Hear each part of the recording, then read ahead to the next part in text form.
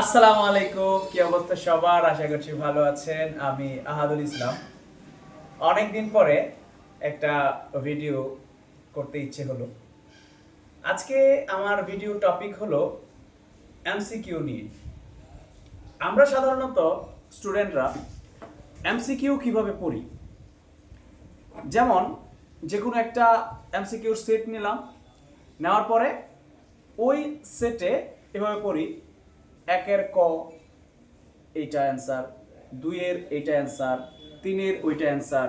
এরকমভাবে আমরা যখন ফুল একটা সেট কমপ্লিট করি, এইটাকে বলা হয় এমসিকিউ পড়া। কিন্তু আমার মতে এমসিকিউ পড়া যাবে না, এমসিকিউ অ্যানালাইসিস করতে হবে।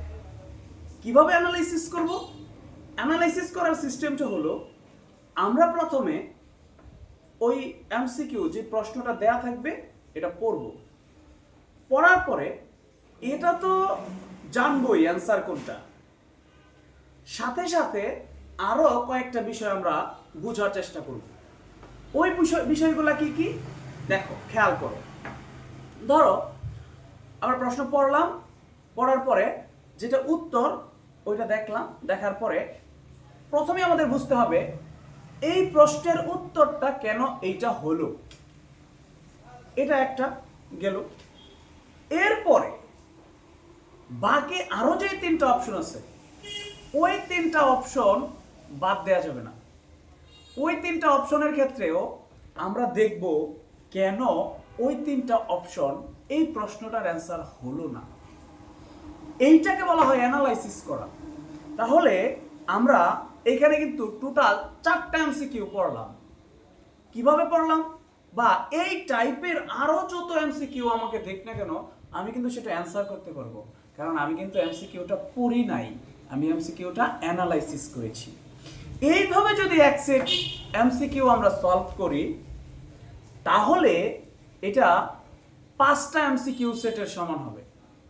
এবং পরবর্তীতে আমাদের এমসিকিউ যখন ফাইনাল পরীক্ষায় আমরা যখন এমসিকিউ দিব, ওই এমসিকিউ দেওয়ার ক্ষেত্রে এটা আমাদেরকে খুব ভালো একটা হেল্প করবে।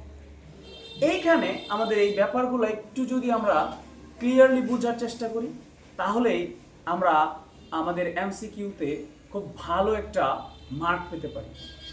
এইচএসসি 2025 চলছে, আর যে কয়টা পরীক্ষা বাকি তার মধ্যে সায়েন্সের মেইন টপিকগুলো বাকি, মেইন সাবজেক্টগুলো এখনো পরীক্ষা বাকি।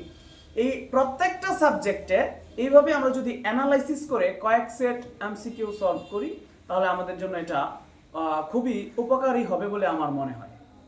ধন্যবাদ। আসসালামু আলাইকুম।